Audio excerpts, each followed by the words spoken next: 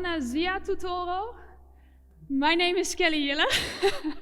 I'm a Java software engineer at Ordina, and I currently have an awesome assignment at the Dutch Forensic Institute.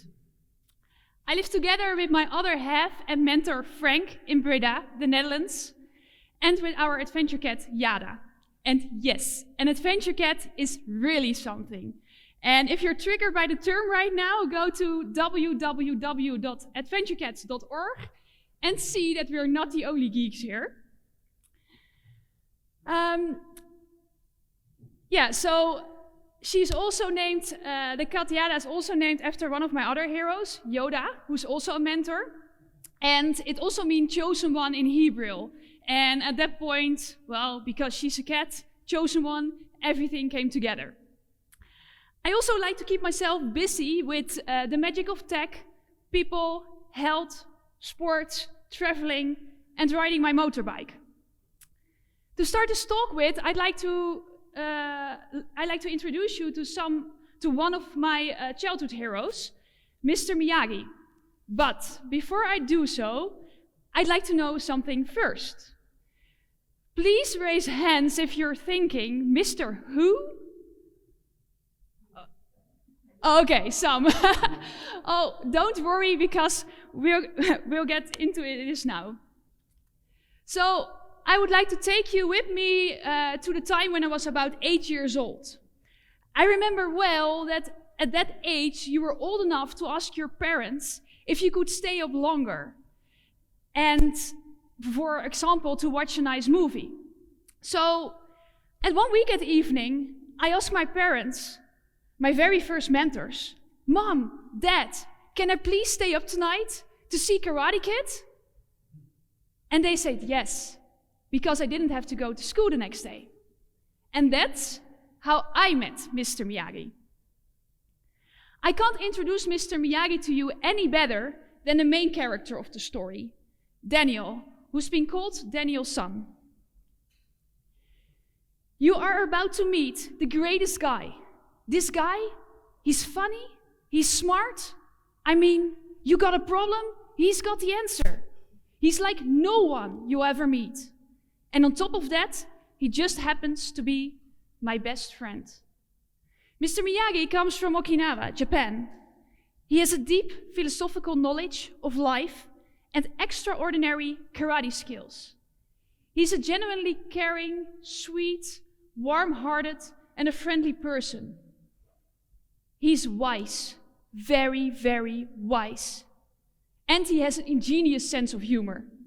And with that package, he was Daniel's karate sensei, a mentor, and he made him a worthy champion. What I liked about Mr. Miyagi as an 8-year-old is that he took the effort to pass on something he was very good at to a younger generation, selflessly, and initially without knowing each other well. Simply based on the right chemistry. I think I even wished he was my grandfather, because I've never really had a grandfather figure in my life. And also because from a very young age I wanted to become very good at what I do. Mr. Miyagi's martial arts caught my interest because I felt that if I could do that, I could always take care of myself. And he taught with morals in place. He was never aggressive and would only fight to defend himself, showing that he did not allow his abilities to corrupt his mind. He taught Daniel both life lessons and karate lessons to protect himself.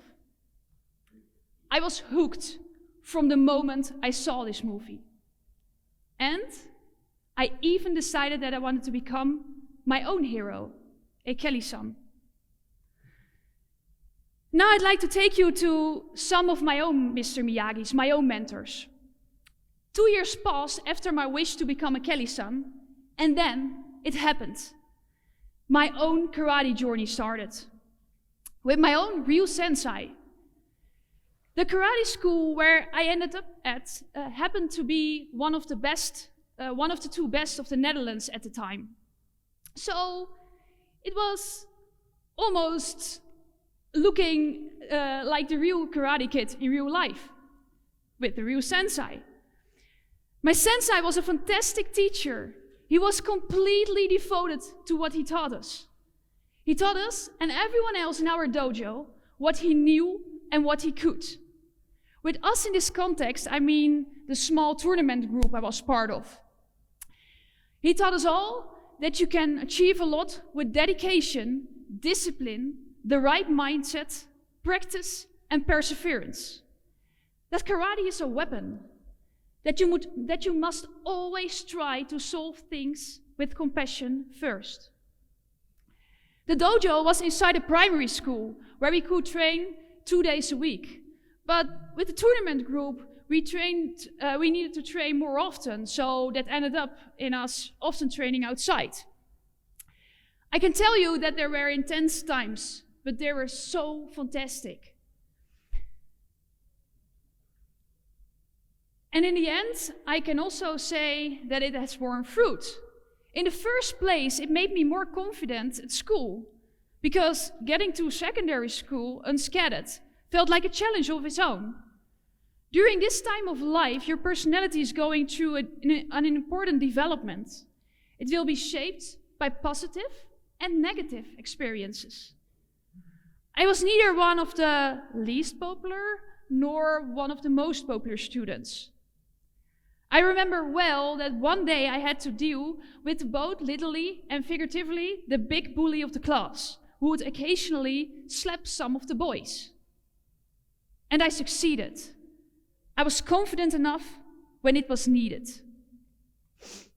In the second place, in my 6th year of karate, I have made it to the brown belt. I have won about 50 prizes, and I became national champion in several disciplines and 3rd of Europe. So what, you might think? Well, the point here is that mentoring has a great impact here. Although meeting my sensei was more a twist of fate, he has been of a huge importance in my life. And if you're still a little skeptical and think, well, nice example, but I don't quite see it happening on a professional level, stick with me then. Because I think my second Mr. Miyagi might inspire you. In the 2nd year of my law studies, I wanted to work at a law firm as a part-time job because, well, I was a student still. So I sent application letters and I got invited to an interview with my other Mr. Miyagi, or rather Mrs. Miyagi. I had a choice of several future mentors, but I chose her because we had a great conversation and I had the feeling that she was able to get along, to deal with my vulnerabilities, and I had also the trust that she could become a good mentor. The chemistry was there. And although we sometimes had our difficulties, because that's also a part of the mentoring relationship, we always managed to work things out together. I really learned so incredibly much from her. I remember well when I just started. On one of my first days, she asked me to write an email with a legal question to a client. And I thought, well, how do you actually answer your client in a proper way? Because I had no clue. And really, that's so basic, but somebody has to tell you. Especially if you imagine your client to be a very important, super duper person, and you want to answer that person as such on your first working days. I got my first legal document back all in red, and that was the color of the pen with which it was corrected. And then I thought, okay, the first 2 years of my study are like getting your driver's license. You're not a danger anymore. You know your theory, but that's all there is to it. You really learn the skill by observing and applying it into practice. Because of her, my learning curve was steep. I was able to become a good lawyer beneath her wings. and I soon got my own cases, in which she always remained my sounding board. And again, the mentoring relationship has paid off. The legal case that has stayed with me to this day is the one in which I assisted a woman who had just recovered from cancer. She wanted to go back to work, but her employer was acting strange. She had an important position in a banking firm. It became clear that the banking firm wanted to get rid of her, and it became a case based on the Dutch law with regard to equal treatment. An appeal to this law was hardly ever won. I'm not sure how it is in Romania, but it's really hard to prove whether someone is discriminated against based on illness. So that was the case back then when I was a lawyer, and I think it's still the case in the Netherlands. Still. So yeah, it was quite hard to win a case, and it was hardly ever won. But I succeeded. And we won. Again, because I had the privilege of learning the craft of law from a good mentor. At that time, I had everything in place from a materialistic point of view. But from a certain moment, I went to work crying because the work didn't make me happy anymore. In 2014, I decided to quit my legal profession because I believe that you should do what makes you happy. And certainly also because I wanted to leave my job well done. Shortly afterwards, within 5 months, even more happened. My father died. My unhealthy relationship came to an end. And with that, I also lost my house. So that was quite a rocky road, and I felt completely lost. I no longer knew who, what, where, how, and why. And just when I made the decision to go to the other side of the world to find some rest and peace, I find another Mr. Miyagi. That Mr. Miyagi crossed my path, and when he put his mentoring skills into use, and some soul searching from my side, I finally came close to myself. And nowadays, he's my best friend. For the first time, back then, I really knew the answers to the aforementioned questions. I had a throwback to the IT lessons I had at secondary school. Back then, we made, so little side story, we had the national currency back then, and we went to euros. So in the transition to go to the euros, we needed to have a calculator to know how many of the national currency was it how many it was in euros. So we made a currency calculator with Excel. And I also made an own website, let's call it a website, with HTML. And while doing that, I just couldn't stop and thought, oh my God, I can do magic. And I absolutely love it. I also remembered that I wanted to become a hacker. So I decided to become a software engineer with a passion for security. All these mentoring relationships I've told you about have been of irreplaceable value to me. They have been life-changing. And I've told you these stories for a reason. This talk is based on my experience of mentoring since I was 10 years old. And by sharing my experiences as a mentee, I hope I can make you feel how powerful mentoring can be. And there is more. Oh yeah, first the fun part. So one tip of my mentor I got is don't forget the footage while you're speaking. So that's what I'm going to do now.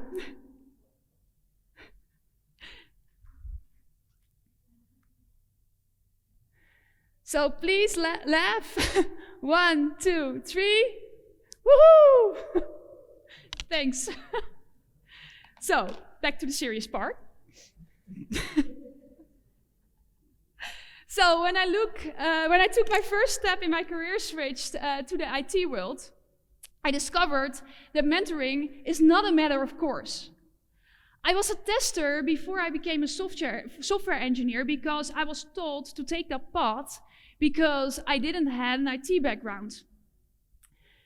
So I applied, clearly stated that I wanted to become a software engineer, and I was hired. I got training which consisted of doing some courses and getting some certificates that go with those courses. And I also got my TMAP certificate, which is about quality engineering. So I landed in a fast-paced environment back then, and I certainly learned something, but much of the time I was also trying not to drown. At first, there was no real guidance. I asked a lot of questions, but got so many different answers and tips and new questions, it often came down to even a greater challenge not to drown. It was overwhelming. And at a certain point I thought, I was kind of paralyzed by analysis, and I thought if I wanted to become a software engineer, I need to change something. So yeah, that's what I did. Shortly afterwards, I had a fantastic job interview with one of Ordina's directors in a restaurant cafe in Breda. And that's how I became a software engineer. And not just that, I also found a mentor again. And that was really a difference between day and night. For example, there are times when I get lost in reading, and when I finally finish reading the documentation, I think, and what have I just learned? Of course, I've learned something, but often I still don't have the answer to many of the questions that made me read the documentation in the first place. Instead, new questions have come up. There are also plenty of moments when I have to Google pretty much every word in a sentence, concluding there's a lot of jargon. And then, jargon in the definitions of jargon, which keep me Googling almost every word in a sentence. Well, try to find my way around and try to invent the wheel myself.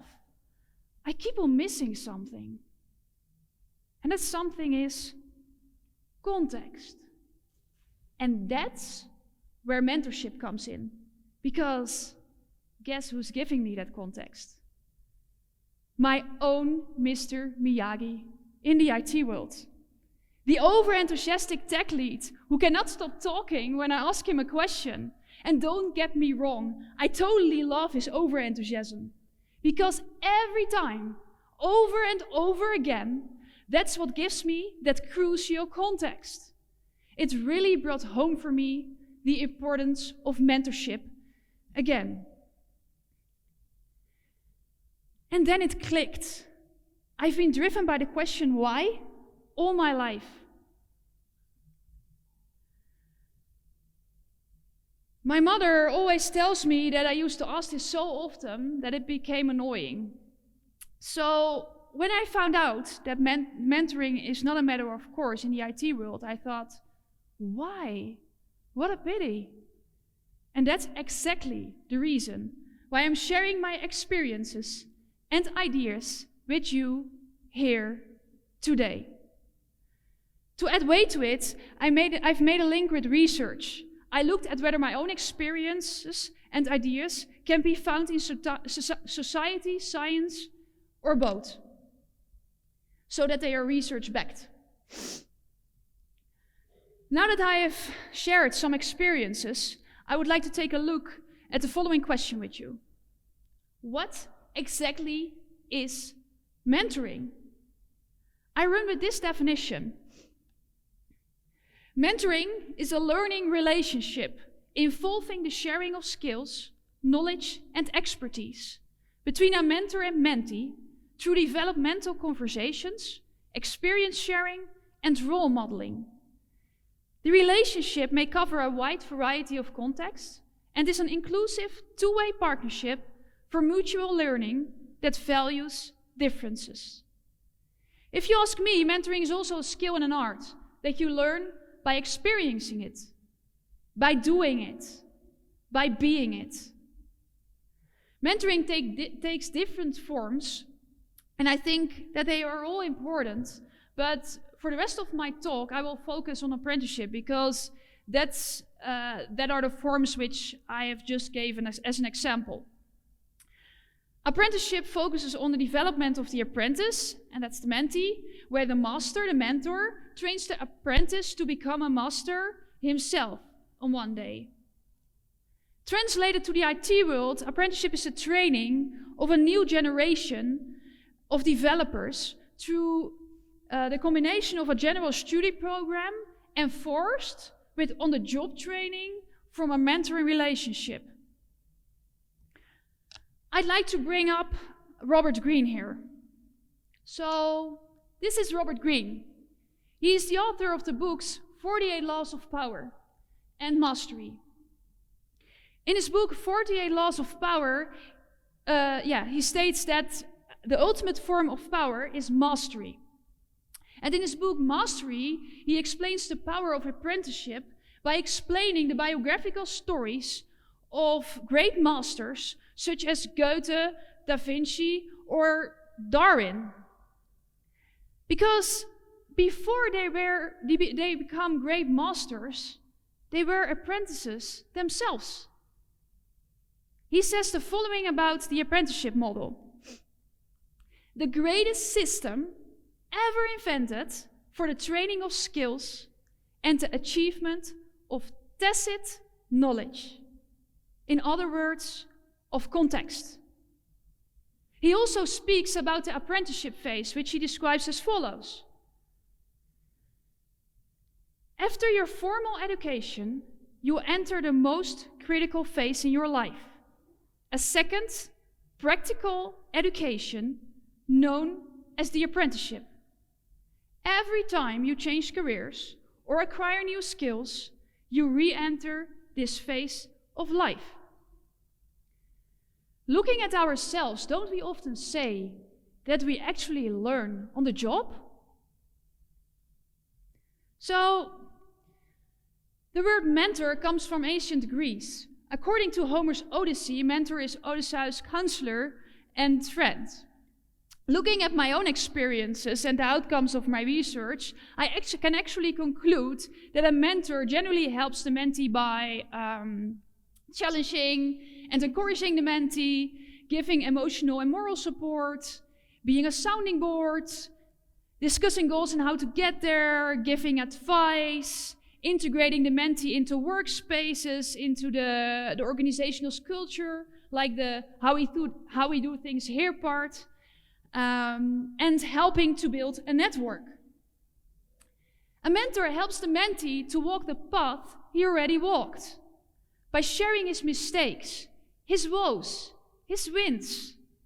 The mentor already overcame similar challenges and obstacles that a mentee may encounter on that path. It has given me insight and confidence in the things I do. Besides, I could grow safely beneath the wings of my mentor. It helped me to have a steep learning curve. It is also worth pointing out that the mentoring relationship is also one of which the mentor benefits. This is also reflected in the definition of mentoring I just gave. Because through the dynamics of mentoring, the mentor in turn is challenged in his mastery. In being so, he develops his leadership, management, and interpersonal skills. Who is the mentor? Well, first things first, mentoring will only have a positive impact on mentees, mentors, and organizations as a whole if it's done in a good way and in a thoughtful way. Because, in fact, at its worst, it can do enormous harm. This lies in the nature of mentorship because it's based on respect, openness, and trust. It reveals vulnerabilities. Therefore, as far as I'm concerned, for me, mentorship comes with a duty. The duty to do what lies within one's circle of influence to make it a positive experience. On the one hand, by focusing on someone's talents and strengths. On the other hand, by being open and honest about someone's improvement points. A good mentor is one who's really capable of giving constructive feedback, strict but fair. It must be someone you can discuss with freely and without fear, someone who has the mentee's best interest at heart and who understands the path the mentee is walking. So, that being said, you can imagine that it also means that not just everyone is suitable for the mentoring role. A mentoring relationship can make or break a mentee. So now I'm going to unpack the 10 best practices. 1, a free choice. So it might sound like common sense, but it's not, and it's very important. It's very important to let the mentor and mentee choose each other, because you cannot force a mentoring relationship. You cannot force trust. And if you do that, that tends to be a good starting point. Also, give the mentee the freedom to change mentors if things don't work out along the way, or if other skills or knowledge are needed at a certain point. 2, train the mentor. Considering mentoring's fragile nature, it should not be taken lightly. In any case, let the mentor have his own learning curve, his own path of becoming a mentor, but with a set of basic skills. Think of certain coaching skills like how to guide without judging or how to give feedback. 3, match. Make a match based on working and learning style. Let the mentor and mentee calibrate with each other. Make sure they discuss each other's do's and don'ts. Make sure that the mentees and mentors' goals, interests, and needs are aligned so that they have a good time. For example, let them have lunch with each other or so. 4, a trust-based relationship. The mentoring relationship is a trust-based one, I already said that. So that also means that what happens there must stay there. In order to let them build trust, again, let them have enough time together. Let them have lunch. Let them have enough space and contact moments. Because otherwise, there won't become any trust. 5, an agenda. So set an agenda which also may consist of just having a walk with each other. Or something else. It's also good to set intermediate goals and follow-ups together, because in that way you really work towards something together. No copy and paste. Number 6. So, this is really, really important. The mentee is not a clone of the mentor. So, it's very nice to hear how a mentor has experienced things, what it was like in his time, what mistakes he made, what the mentor wants to protect the mentee from, what he has learned. I think you got it so far, right? So, the mentee is definitely not a mini-me. And because a mentor shares a lot of himself, this is really a major pitfall, more maybe than you can think of now. So, the key here is empathy. Being able to feel and understand how somebody else experiences the world, without judging. The mentor must therefore be able to step out of his own frame of reference. He should ask the mentee what the biggest barriers are to success right now, how he can help the mentee. Ask how the mentee learns the best. Because everybody does that in a different way. The answers to these questions may not be the same as what the mentor has been used to all of his life. But let's say the hard way, that's his problem, because he must be able to deal with that. Last but not least, every senior and mentor should not forget how some things they learn might be easier to learn because they can build on things they learned before. Remember what Simone talked about yesterday, right? Those pathways. A mentee doesn't have all the pathways yet. That's why he's a mentee in a certain field. So the mentor, the mentor has also been an apprentice. So he also had those challenges and those struggles. Number 7, the workflow. Make mentoring part of the workflow. As an employer or client, offer a sufficient amount of hours, apart from the on-the-job training and everything which come to it organically.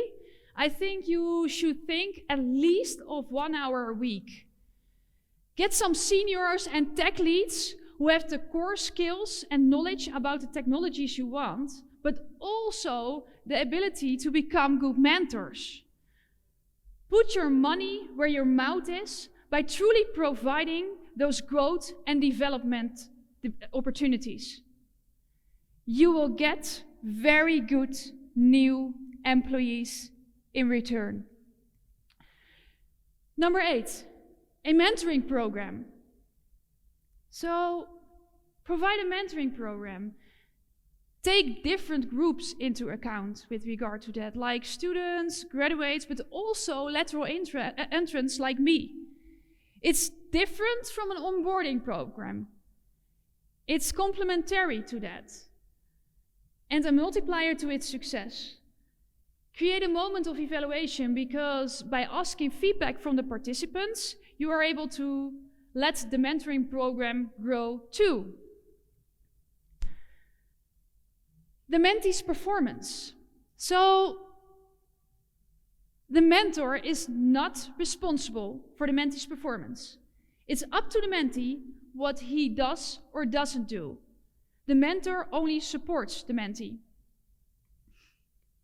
Number 10, mistakes and successes. Appreciate the mistakes and celebrate the successes. And please do not only say it, but live it, because giving the mentee enough chances to grow lets him make those mistakes. And those mistakes are made outside of the comfort zone. But you know, the greatest growth takes place outside of that comfort zone. So that's the place where the most mistakes are made, but also where the greatest growth can be. So make sure that there's really a culture where mistakes can be made. So the thing that really gets to me even more than the missed opportunity that mentorship is not really normalized in our community yet is what I'm going to tell you now. Because as a community, we have a big problem. But before I dive into it, I'd like to ask you yourself something first. Did I have to deal with delayed releases, missed revenues, increased project costs, an excessive workload or higher stress level, an increase in project duration or operational costs, reduced quality of the software developed, or a limited ability to meet the objectives of the business? So, if your answer to one of those questions is yes, I can tell you, then you have a problem. If your answer to all those questions is no, I can actually tell you, you have the same problem. Because this is what our future looks like if we keep doing what we're doing now. According to CompTIA's data, the required level of expertise of job requirement for software developers is mainly between 3 and 10 years of experience. The demand for juniors lags behind, even though they are the meteors and seniors of our future. According to Skillsoft's data, 75% of the global IT decision makers report a skills shortage in the IT workforce. This is an increase of 145% since 2016. Here are some other numbers to put this more into perspective, because I can imagine it's not completely clear. So, it is expected that in 2022, the financial impact of the IT skills shortage will result in a loss of $775 billion worldwide. This is due to delayed releases, missed revenues, or increased costs. Sounds familiar, right? Because I just asked the same questions to you. In 2019, this was $302 billion. So, not even the half of it. So right now, there are simply not enough qualified candidates. It's probably a dead giveaway, but I'll say it anyway. Doing nothing changes nothing. Except for these outrageous numbers, as you can see, and which only get worse. So doing nothing costs more and more time and more money. And as a developer, you noticed it by an excessive workload and higher stress levels. Also sounds familiar, right? Other signs are an increase in project costs, or operational costs, or reduced quality of software developed, a limited ability to meet the business objectives. Mentoring is the solution for our community's problem. Mentoring turns out to be a good talent management strategy. It ensures learning and growth within a company culture. And this is because employees play an active role in sharing knowledge and best practices. And by doing so, a company shows that it values its workforce because it invests in its development. Mentees have better career outcomes than employees without a mentor. Besides, they feel more engaged. The performance of mentees is higher than employees without a mentor. It also provides a setting in which new things are created and shared. Mentors also experience greater engagement. And if mentoring becomes an integral part of the organization, it can be carried out in a more cost-efficient and scalable way. I strongly believe that we can create the meteors and the seniors of the improved future. We can do this by matching today's students and juniors with a mentor. And beyond that, the system has survived for so long for a reason. Because other professions have applied mentoring successfully already for many years. Sometimes it's even mandatory, like in a legal profession. The mentee doesn't have to reinvent the wheel himself. He gets the tacit knowledge, the context that he cannot get in any other way. It picks up where theory leaves off. and lets the mentee build up his own wealth of knowledge, skills, experiences, and expertise in an irreplaceable way. So that means also the steeper learning curve I already told about, a faster path to success and to delivering substantial value to the employer and to the client. I end up where I began, to complete the circle, with karate. For me, mentoring is like a kata. The kata was developed by masters or practitioners of Chinese Kung Fu as a way of archiving their knowledge and passing it on to future generations. Existing forms of knowledge transfer were not suitable for this purpose. And mentoring is just like that, a specific and necessary form of knowledge transfer. It's also crucial to mitigate IT staff shortages as much as possible. I hope my story has made that clear by now. If you search for mentoring on the internet, for examples, you will find a lot of successful stories yourself. I want to leave on a note that I know that's hard to change in a day. But don't forget the bad news here. If we do nothing, we are screwed. That's why I'd like to challenge you to think how you can integrate mentorship into your daily work.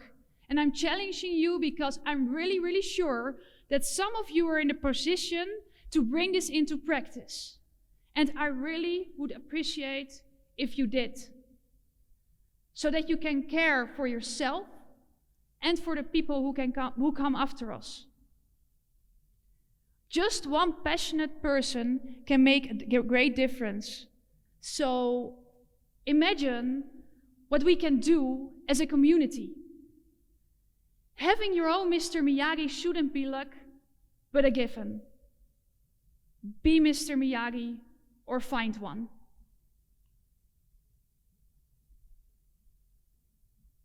Thank you.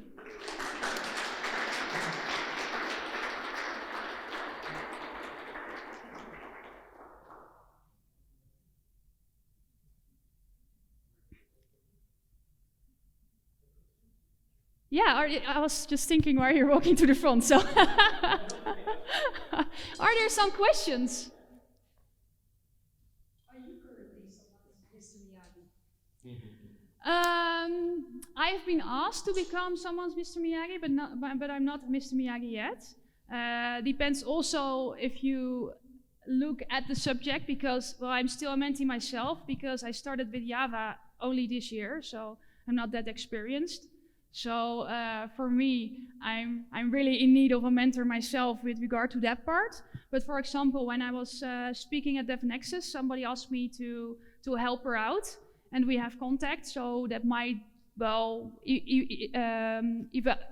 become a mentoring relationship. But I'm not sure yet, because she was quite busy. So. Quite cool that you have like both, so you can be a mentee and still be a mentor as well. Yeah, that's really cool, and I really believe that's really the thing of mentorship. You, in one part, you can be a mentor yourself, and at the one hand, you can be a mentee. And it's not that if you're a mentor, you cannot become a mentor yourself anymore. Does that answer your question? Hi. Do you see IT organizations putting a priority on getting senior people to be mentors to juniors in the organization? So if I understand you correctly, your question is if mentors are willing to become a mentor? Well, it's more of like our management. Oh, the putting management. a priority on it. Well, actually, so I work for Adina, and for Adina it was really important to have that mentorship program. So yeah, I think, and yeah, like I said, I also benefit from the mentoring thing, and I also hear that not every company is into it, but that's also the reason why I'm standing here today. Because I hope that with this presentation, with those costs I just showed you, I have also a case for management, because You cannot, well, if it's only about the social part, you can say, yeah, okay, well, nice to have a mentor, you know, it's a social nice thing, but well, what's in it for me? But I've just showed what's in it for management. So for those companies who aren't into it yet, yeah, let them see my talk. And for me, I had luck. So yeah, does that answer your question? Yes. All right. I'm not sure.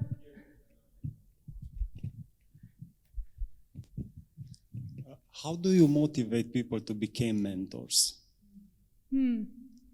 Well, I think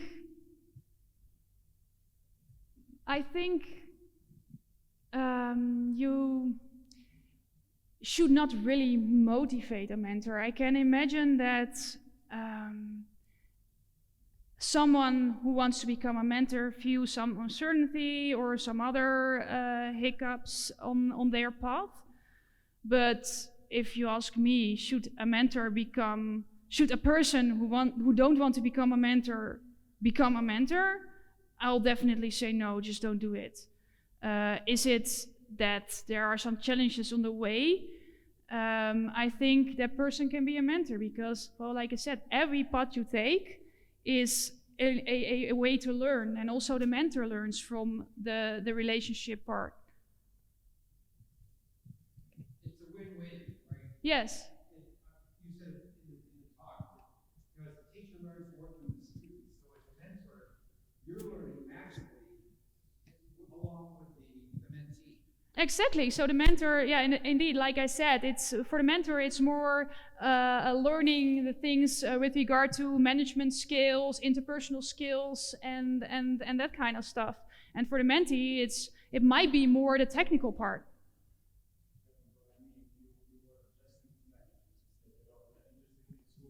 Which can, let's say, promote this into their companies. But then when you go there and you say, okay, I would like to initiate, maybe motivating is not the right term, but let's say if I go to my company back now, half an hour, I have 50 people and I want to say, okay, I want to launch this. How can I spark the desire for people to become mentors?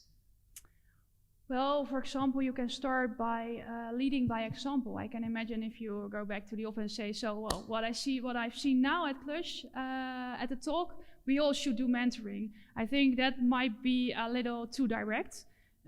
So you can start with leading by example, I think. And maybe if you have that example, you can spread the word. And then it can become bigger and bigger and bigger. Does that answer your question? Okay.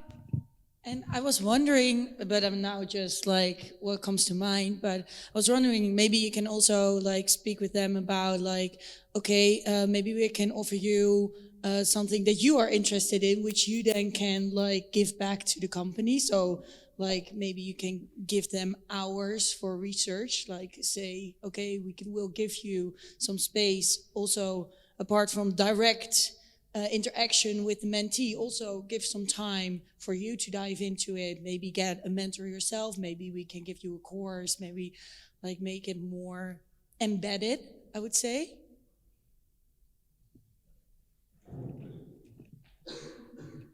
Thank you. And maybe a good idea would be to actually challenge the mentee to be a mentor. So one of the assignments would be for him to be a mentor. Of course, like in a containerized way, but then they will take off from that point.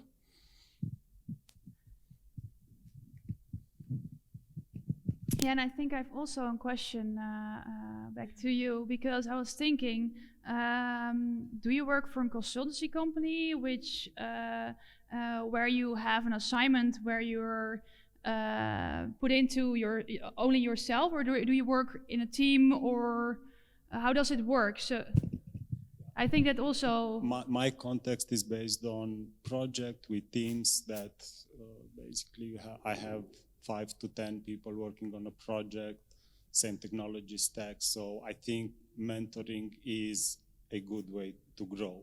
All It's right. not independent like people doing completely different things.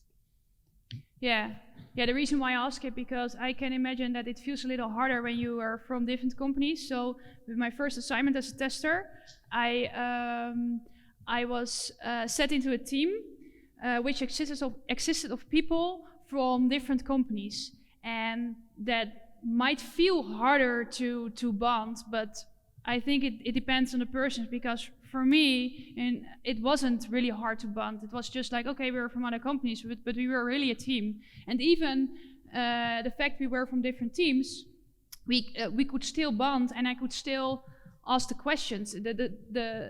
For the rest, the setting wasn't quite good, as I told, so that was why I couldn't get into it as a tester. But the spirit, like, we want to learn you something, was there. It was, back then, it was more about the time we didn't have, and not about that they don't want to mentoring me or don't want to answer the questions or that kind of stuff.